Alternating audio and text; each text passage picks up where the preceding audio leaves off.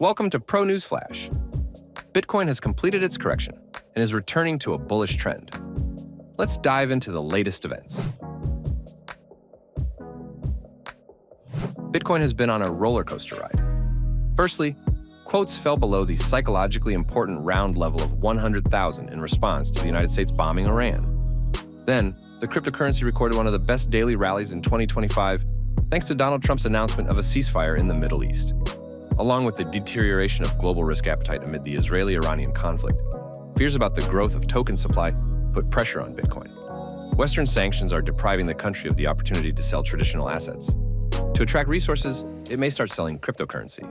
Therefore, Tehran's reduction in oil exports increased the risks of a further decline in Bitcoin quotes.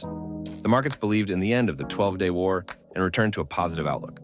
The reduction in the number of daily transactions on the Bitcoin network from 600 to 700,000 in 2024 to 500,000 in 2025, with the average payment volume remaining unchanged at $7 billion, is good news.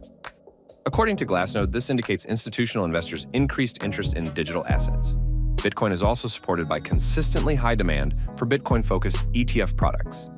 Since their launch in January 2024, specialized exchange-traded funds have attracted more than $131 billion. The turning point in the Israeli-Iranian conflict gives reason to expect a continuation of the rally in U.S. stock indices. The return of the S&P 500 to record highs is strengthening global risk appetite and creating a tailwind for the first crypto.